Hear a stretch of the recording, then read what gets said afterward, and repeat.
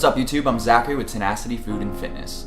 Tenacity is a channel where I use my 7+ years of experience in the restaurant industry and my experience as a personal trainer to help make food that tastes really good and is also aligned with your fitness goals. If you like my content and you want to see more, go ahead and hit that like button, hit that subscribe button, and stay tuned for some more videos. So today I'm going to be showing you guys my favorite preparation of eggs because the egg is literally like one of the best things you can be eating if you're trying to build muscle and stay lean and really hit those fitness goals in the gym.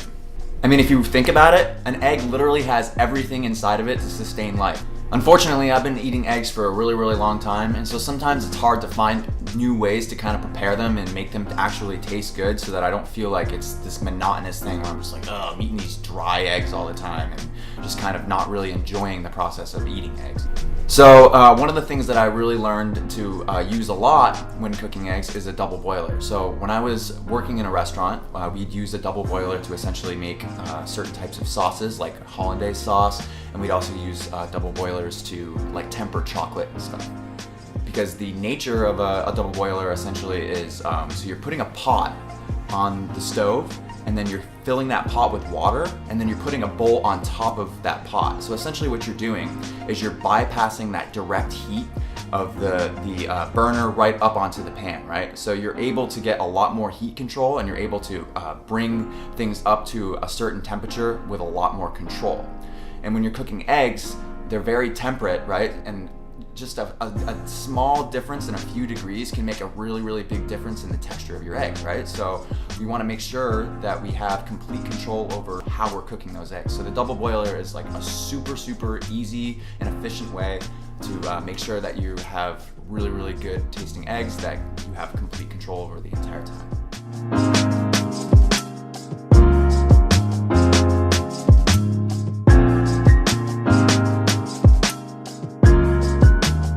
Okay, so to start this recipe off, I'm gonna have you guys just turn your oven on and preheat it to 350 degrees, and then go ahead and set up that double boiler. So you're just gonna grab your pot, put some water in it, fill it up about maybe 1/3 to halfway up, and then you're gonna throw your bowl in there, put it on the burner at about like medium-low temperature.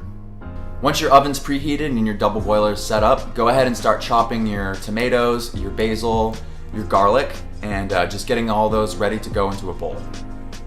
Once you have all those ingredients in a bowl, just go ahead and season them up with some salt and pepper, some lemon juice, and some olive oil. Stir together, and then just let it sit while everything else is cooking. After that, you're gonna go ahead and grab that chicken sausage, and you're just gonna go ahead and ball it up into about like 6 little patties, and then you're gonna pound them out to make sure that they're nice and flat. So after your patties are done, go ahead and grab a pan, and you just want to put a little bit of cooking spray in there so that the patties don't stick, and then you're going to put that pan on like medium to medium-high heat and let it heat up until the spray starts to wisp a little bit. Once your pan is heated up, go ahead and put those patties in there, put them down onto the pan, and do not touch them for at least 2 to 3 minutes. So while your sausage is cooking, you're gonna go ahead and just cut that bread up. So the way I took a loaf like this, and I just kind of cut it down the middle, and then I cut those halves into halves. So it's like 4 total pieces with this one little loaf. So you just want to make sure that you have kind of like a garlic bread style shape with whatever bread you're using. After about 2 to 3 minutes, go ahead and flip that chicken sausage. It should be golden brown, and then you just want to make sure that they're the same kind of golden brown color on the other side. And then you're going to take them out of your pan, transfer them onto that sheet tray with some paper towels on it, and go ahead and throw it into that oven and keep them hot while everything else is getting ready.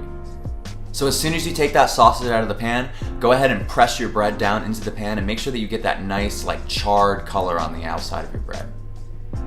Once your bread is nice and charred up, go ahead and throw it into that same pan that the sausage is in and just let it stay hot until everything else is ready to go.